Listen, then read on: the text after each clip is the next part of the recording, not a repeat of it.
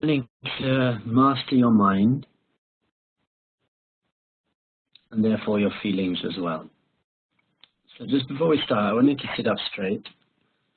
Put your head to the left, your right shoulder down, and your head to the right, and your left shoulder down.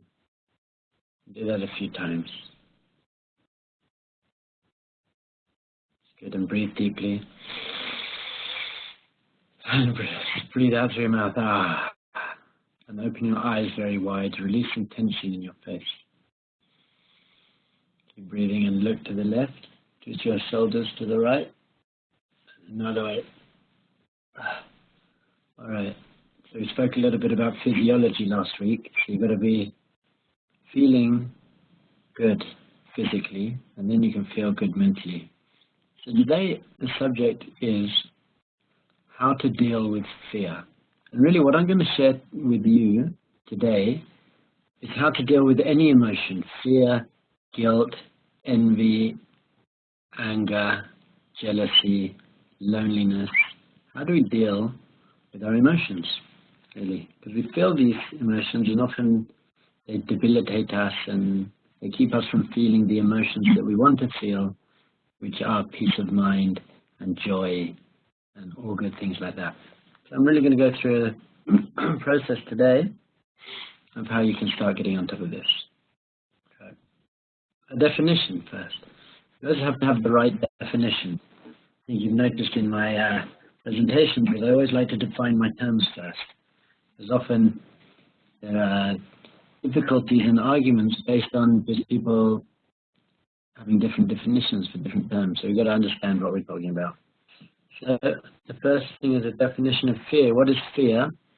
The dictionary says that fear is an unpleasant emotion caused by the belief that someone or something is dangerous, likely to cause pain, or is a threat. That's what fear is. It's an emotion caused by the belief. So this really fits into the system and the process that I've been sharing with you. The emotions are caused by beliefs. Emotions are caused by thoughts. So if you have the belief that you're in big trouble, or you're going to get embarrassed, or anything like that, that belief and those thoughts are what give rise to the emotion. And the emotion that goes along with certain thoughts, for example, the thoughts that something is dangerous or likely to cause pain or is a threat to us, that feeling is the feeling of fear, and we've all felt it. Apparently one of the biggest fears is the fear of public speaking. I still have that a little bit, not too much, but usually I'm going to go into this, but you can feel fear, but not let it stop you. That's one thing we're going to talk about today. So, as we just said, your thoughts cause your emotions. So, this is something that our sages teach us. The word for Hebrew, the word for thought in Hebrew is machshava, memched, shin, bet, he. And it causes you to be basimcha. I just thought this would be a nice thing to add here because we've just entered the month of Adar. In the month of Adar, we're meant to increase our simcha. We're meant to feel more happy. Now, many people have the question, how can I feel more happy? How can you command me to feel happy, or how can you expect me to feel happy if I don't feel happy? There's lots of things in the Torah. I understand if you're saying to me, okay, so you have to put on tefillin. Okay, so I'll just put on tefillin. I can listen to that commandment. But a commandment to feel a certain way is very difficult to follow. There's another command, you must love God. Well, what if I don't love God? That's not very easy. So Judaism teaches you no. You can be commanded to feel a certain way, because if you're on a conscious level, you can choose how you feel. You can choose your emotions, you can choose how you feel, and you can choose how to deal with your emotions. So the word, as it says here, for joy is basimcha, which is really, if you have your thoughts worked out properly, machshava, it will cause you to be basimcha. That's what we're trying to do in Adar. And by the way, anytime there's a commandment to be basimcha, for example, in Adar, it gets much harder to be so. Because the Yetzer Hara, your negative mind, just doesn't like you to be besimcha. So it works extra hard in Adar. Why does it really work extra hard? Not just because it doesn't want you to be besimcha, but on a deeper level, the greatest simcha comes from conquering your Yetzer Hara. So the stronger the enemy, the greater the victory when you beat it, and that's how actually ultimately you get the greatest simcha, by overcoming that. It's a very famous, it's been turned into a song now. The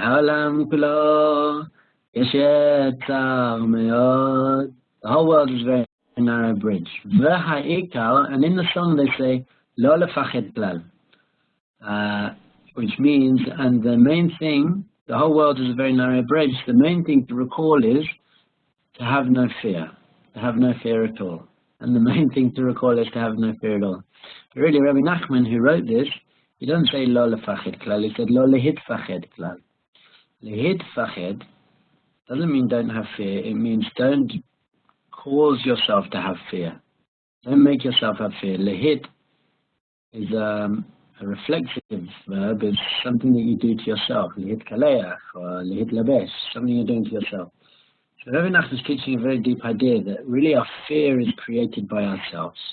Our fear is created by our thoughts and our beliefs. So once again, the theme keeps coming back. Our emotions are created by our thoughts and our beliefs. If we can learn to control them, we can learn to control our emotions. By the way, it's important to say that fear isn't always a negative thing. Fear is a positive thing. I remember when there were lots of stabbings in Jerusalem, and we were living in Jerusalem.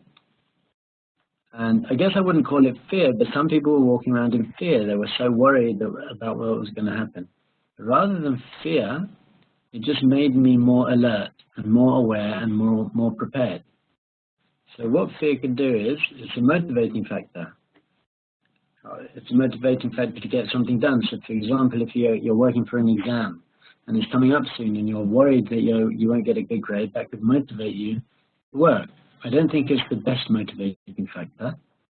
I think any motivating factor based on worry or fear, and if you're learning from that place, it's not going to be the best learning you can do. Rather, if you could be motivating yourself by the vision of how great success will be, rather than the fear of how terrible failure will be, that would be much better. But to some extent, it can be a motivating factor.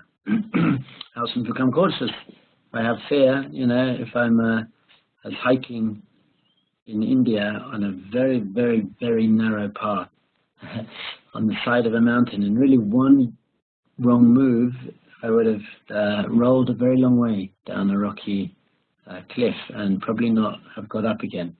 So the fear of falling helped me be cautious, but it wasn't debilitating fear, because that would actually cause me to be more likely to fall.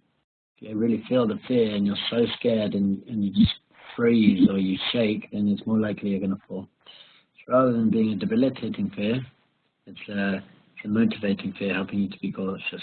It can help people stop bad habits. For example, smoking. I'm worried that I'm going to ruin my lungs. Good, so that will motivate you to stop smoking. Also brings out the best. Fear can bring out the best. For example, there's no such thing as courage if there's no such thing as, if you don't have any fear ever, it's not necessarily that you're a courageous person. Courage means facing your fear and overcoming your fear. So to have some fear really can bring out good parts of you. So ultimately we've got to understand sometimes fear can be a positive thing, and all emotions can be a positive thing. The Rambam says apart from anger and arrogance, but he also mentions that you can show anger, just don't feel anger. But most emotions can be a positive thing. If you had no fear of a deadly snake, that might be the last deadly snake you ever meet. And I came face to face with a king cobra once in Thailand, and it was very, very scary. And I ran away. And that's why I'm still here now. Okay, so how are we going to actually deal with fear and the thoughts and the beliefs? Now, the first thing is the logical. Now, I've put it logical here because logical only takes us so far. You might understand something rationally in your mind, but it doesn't mean you feel it and you live with that. So people know smoking is very bad for me, it could kill me, ruin my lungs, makes me stink, waste my money. That's very logical. Doesn't mean they're going to stop smoking because they haven't integrated that into their heart. But I do want to start with logical things about worry and fear. Because once we have a rational baseline which to go on, it's going to help us deal with fear when it arises. So the first thing, if you worry about a certain situation. I'm very, very worried that I'm going to miss the bus. So you're worried you're going to miss the bus. So one of two things can happen. Either it doesn't happen, i.e. you don't miss the bus, you got on the bus. So if you get on the bus, it means you wasted your time worrying because the thing you worried about didn't happen. Okay? B, it does happen, you did miss the bus, which means you wasted your time worrying because it didn't prevent the bad thing from happening. So really, on a logical level, there is never any purpose or use to worrying. Once again, if you worry and it doesn't happen, you didn't need to worry. If you worry and it does happen, worrying didn't help. So now we understand on a logical level why worrying about anything really doesn't help. Once again, if you're worried about your exam, it might motivate you to take some action. So there is a little space to say it can help, but really a much greater motivation for your exam is the vision of greatness rather than the fear of failure. There's a whole other logical process which is quite similar to this one. Logical part 2. One of three things happen. Here we go. So you worry about something and that thing doesn't happen. B, it happens, but it wasn't as bad as you thought it would be. We've all had this. We've all really worried that something would happen. We missed the bus, and then we did miss the bus, but you just got a taxi, or someone picked you up, or you got the next bus. It was not so bad. The third thing is it happens. It was bad, and you deal with it. And by the way, you always have in the past. How do I know that? Because you're watching this video now. So everything in your life that you've ever worried about, ever in your whole life, one of three things happened. Either the thing you worried about didn't happen, it did happen, but it wasn't as bad as you thought it might be, or it did happen and it was bad, but you dealt with it. And that's happened for everything in your whole life ever up to this very moment that you're sitting in front of this screen right now. And I can pretty much guarantee that that's going to be the same for the rest of your life. Everything you worry about won't happen, happens but it's not so bad, or you'll deal with it for the rest of your life. So that's the first step, and just knowing this and understanding this should already be a little bit of a step in the right direction. You should just hopefully have a deep breath, a deep sigh of relief.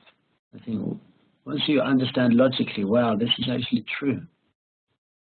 This is true. Worrying doesn't help. It doesn't serve any purpose. And I'll deal with anything that happens that I worry about. So already, at this stage, hopefully, you can always put everything, all of your fears and all of your worries, into one of these categories. Somehow. Okay, I'm ready to move on. So how do we deal with the thoughts when they come? So right now it's logical, but dealing with the thoughts is a whole another thing. How do we actually handle when the thoughts and the beliefs and the fears come and we feel the emotions? So firstly, spoke about this last week, the thought comes, identify and acknowledge it, and then you can label it and say, are these thoughts actually true? Are they true and realistic? Is it really realistic that if I miss the bus, I'll lose my job? Okay? So if they're not true, become aware of them, say, okay, I see this thought, and this goes for all your thoughts. Smile, we spoke about this last week, and then replace that with a true thought. You know what, it's going to be okay. It's very unlikely. My children are quite scared of the dark.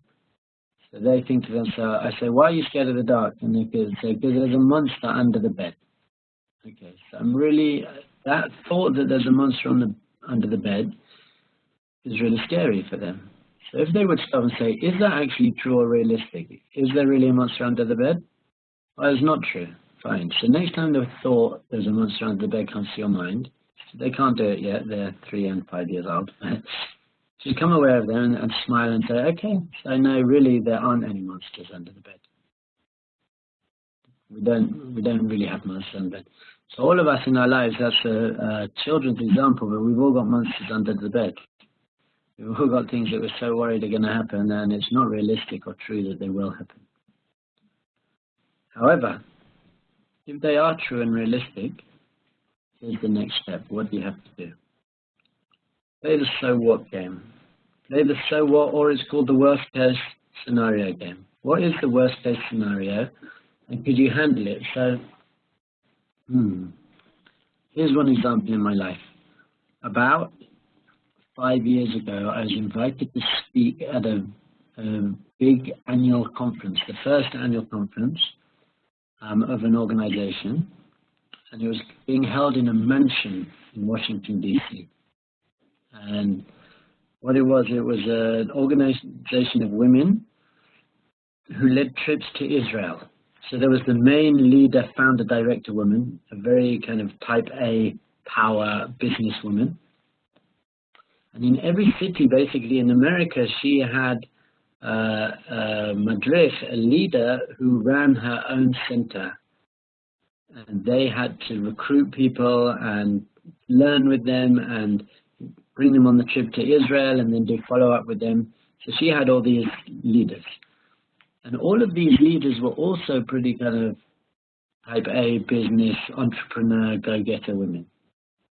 So I got invited to speak at this conference, and my role was really to help them build their business plan and their entrepreneurship, how to work with volunteers, how to take their business and their plan to the next level. Now, I have done stuff like that before, but it's really not my main area of expertise.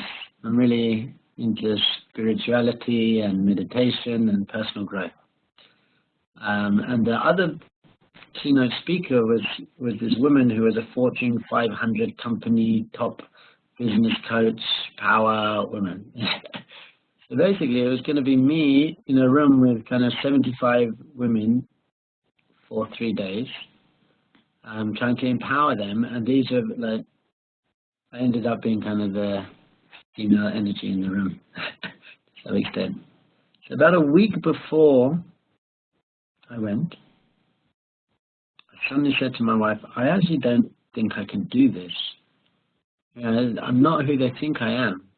I'm more of a, down-to-earth, personal growth, spiritual guy. I'm not a, empowerment, entrepreneurship guy. So I actually don't, I really started worrying and thinking, I can't do it. I'm just going to look like a fool. I'm going to be embarrassed. I'm going to show myself up. I'm going to let myself down, ruin my reputation. So, I was like, how am I going to deal with this? So I played out the worst-case scenario game. I actually wrote it down.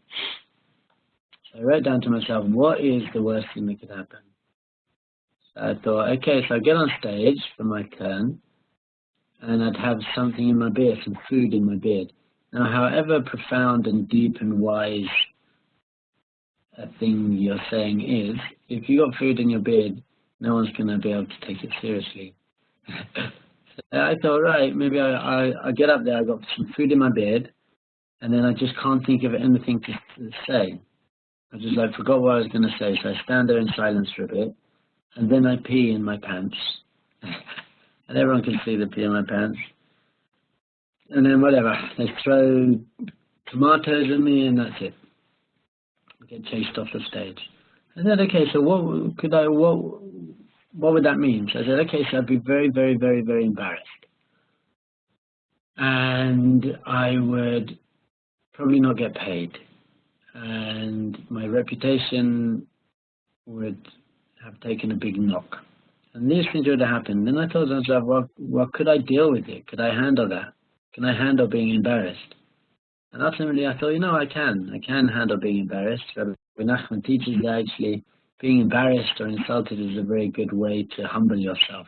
I could turn the embarrassment into a spiritual growth thing where I became humble. And I thought, and I go back to my wife and she still loved me. and I still have beautiful children, and I still have a job and a house, and I can still go to the park and work out and meditate and daven and learn Torah and do all the things I love, and I still got my friends. And the whole world wouldn't come crashing down around me. As I spoke about a bit last week, often we catastrophize, so we make all little things become the worst thing. But you could do it the opposite direction and say, even if all these supposedly terrible things happen to me, I'll deal with it. It's actually not so bad. None of those things are so bad. So I realized to myself that I could handle the worst case scenario if it happened. Now, it's very, very, very, very unlikely that the worst case scenario is ever going to happen. And once you already know that if it does happen, you can handle it, it means you can handle anything that happens apart from that. And that means that you can get rid of some of the fear. Because you realize that what you fear isn't so bad. If in your mind you've created a vision and envisioned a terribly, terribly, terribly bad thing, then that really creates big fear. But once you take away the power of that thing and say it's not that bad and I could deal with it, then the object of your fear is less scary. So that's what I did. By the way, I went there and it was great. The woman before me, she was like saying, you have to stretch yourself, women. Stretch yourself, go beyond yourself. So I got up there and they introduced me, Rabbi Dr. Cohen. And I said, well, because she just said you have to stretch yourself, I'd just like you to all stand up and swing your arms. And I did a whole stretching routine to start, and they really, really appreciated that. And it went really well in the end. So this takes away some of the fear because you realize you can handle it if it actually happens. Fine. You know, also, the other thing was it made me prepare better. Because I knew I had to go up there and I was worried that things would go wrong, I spent time preparing. I made PowerPoint presentations, as you can see, I like them. And I had to step up to a new level. It also brought a much bigger side of me out. When you're faced with a challenge that you could fail at, and then you pass it, you've become a great person. So from being someone who wasn't so confident and didn't think I was a very top entrepreneurship, business-minded person, I proved to myself and everyone else that I was, and I could do it. So it pushed me up a level, stepped up a level. So there you go, play the so what game. Or whatever you're fearing in your life, play the so what, could I handle it? I'm going to turn up late, my boss will get angry, okay, I'll handle it. And really know to yourself that it very rarely does the worst case scenario ever happen. Alright, here we go. You're in the moment, and you have the feeling of fear will arise. Now what? Okay, so we said this, and I'm going to say it again, never judge yourself for having certain feelings. Let's say you feel some fear. Sometimes when I'm about to speak, I get a little bit nervous still. So imagine I felt some nerves and I said to myself, what's wrong with you? You've done this so many times. Why are you so nervous? Or, oh, it's all about your ego. You're nervous because you got such a big ego that you're worried that you'll say something stupid and then you'll look bad. Or whatever it is, once you start judging yourself having certain feelings, you're not letting yourself just feel the feelings. Once again, I think we said last week, sometimes we feel upset and then we said, oh, I really shouldn't feel upset. Well, shouldn't isn't an empowering word because you do feel upset. So don't make yourself wrong for feeling upset. Don't beat yourself up. Just feel your feelings. So now, I don't know, I'm sure many of you have had it for something when you go into an exam or you're going on a date or you're speaking. I get a rush of nervous kind of adrenaline and I can physically feel it rising in my chest like this. Now there's two things I can do with that. I can either run with it and be like, oh no, I feel so nervous, I'm going to mess it up, or you can just feel the feeling. So I just note it, I just say, okay, there's that adrenaline rush. I felt it, and then and let it go. Once again, if you think into it, you're just going to build the feeling, and if you feel your feelings and observe them, then you can really let them go. So don't judge yourself. Acknowledge and accept is there, that's what I just said. Okay, fine, so I feel afraid now, I feel sad now, I feel angry now, I feel jealous now. Just notice how you feel, and feel how you feel, and it's okay. Don't judge yourself for it. Don't feed it with thought. As I said, the more you think into it, oh no, but there could be a snake there, and what if there is a snake there, and what if I get bitten by the snake, and then I won't be able to get out, and if I do miss the bus, and then my boss will be angry, and then I'll cry, and then he'll sack me. The more you think into the fear, the more you're letting it control you and how you feel, and unfortunately, the more likely you are to actually manifest it in your life. So feel it and let it pass, and then do it anyway. There's a very famous book called Feel the Fear and Do It Anyway. I don't think we're ever going to be able to completely lose our fear. And there's never going to be a time when I don't have a little bit of nerves when I go to speak in front of a big audience. And I don't think that's what being a master is. A master isn't someone who never feels any nerves. It's someone who feels them and still does what they need to do. Say that again. A master is not someone who never feels any nerves or emotions or sadness or feels low or angry or upset or jealous. Master is someone who can feel those things and then do the appropriate action in response to them. That's what we're going to try and do here. Living with the fear act. It's very difficult to stop your fear, but don't let it stop you. We just said that. Don't let it stop you. Use your fear to become great. Use your fear to prepare and to plan. Be great. Next, it doesn't have to be paralyzing. It can be invigorating and drives you to grow and overcome. Use it as a motivating factor and let it bring the best out in you. Fear can also make you feel very present and really alive. Your emotions do. This is what emotions in your life give your life color. Ups and downs and colors and things, that's what brings life into you. As long as you're in control of them and don't let them control you and dictate how you feel about the world, you can really start surfing through life on your emotions. So very quickly, because it happened very recently in the Torah portions, Nachshon ben Aminadav is basically the best example of this. What happened was that he came to cross the sea, and the Egyptians were behind us, and we had escaped from Egypt, and the sea was in front of us, and we didn't have anywhere to turn. And Nachshon was like, okay, we've got to do something. And he brought out the best in him, and he jumped into the sea first, and he walked in to the sea, up and up and up and up until his mouth, until his nose, and he was about to drown, and then the sea opened. Because he faced the fear, and he went for it. And it's really by overcoming that he merited to see this amazing miracle. So what really is the key, because this is a Jewish website and I'm a rabbi, we have to talk about the final and most important thing, which is called bitachon. Bitachon, which is an offshoot of emunah, means I know that everything is going to be okay. I know that everything is okay, everything's for the best, everything's going to be okay. There's a song, a Hebrew song, Mishama Amim Lo Mefached. The person who believes is not afraid. The person who believes is not afraid.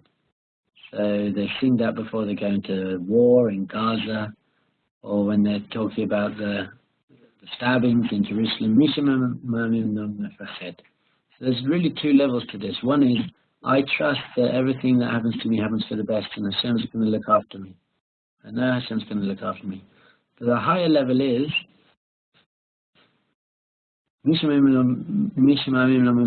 person who believes is not afraid, means, it doesn't mean that I don't think I'm now going to get stabbed. It just means that if I do get stabbed, I'm not afraid because I know that was the best thing and I needed to go through it. Now that's a very, very high level to be on.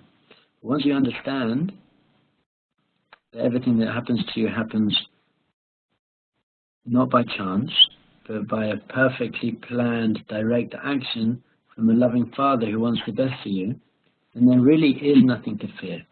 And really the underlying character trait that Judaism teaches is this, emunah and bitachon. Emunah means trust, faith, that everything's for the best, and bitachon means actually living with that. I heard a nice analogy. If someone walks across a tightrope, across the Victoria Falls, so after a while, they do it a few times, they come up to you and say, you believe that I can do this, and you say, yes, I do. That means you have emunah. And they say, okay, so get on my shoulders. And if you get on the shoulders, that's bitachon. That's really living with what you believe. I guess you would have had to see them walk across a few times with someone else on their shoulders first. So this is what we ultimately believe. That everything that happens is for the best. And all character traits, jealousy, anger, fear. If we really have emunah, we wouldn't feel any of these.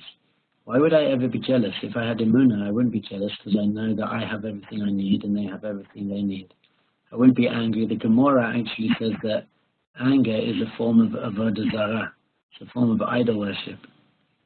Because if you get angry, it means you believe that what happened shouldn't have happened. It was wrong that it happened. So that's taking power away from Hashem and saying Hashem made a mistake or Hashem doesn't know what he's doing. So that's why anger is called avodah zarah. But I'd like to extend that to everything. Anger, fear, jealousy, doubt. They're all forms of avodah zarah because it's a lack of emunah. So any negative character trait we have comes from a lack of emunah. And every positive character trait we have comes from a strong basis of bitachon and emunah and knowing that this is what I had to go through, this is for the best. I hope that's helped. And now, just practically, I want you to do this in your life. I want you to notice when you feel fear physically and just breathe into it and feel it. I want you to notice when you're having thoughts that lead to fear and start observing your thoughts and not getting carried away by them and not letting them dictate you. Say, okay, I understand there is a fear thought. It's probably not going to happen. It's not realistic. There are no monsters under the bed. Or if it does happen, what's the worst case? And I'm going to be able to deal with it. Yofi, thank you so much. We'll talk again next week.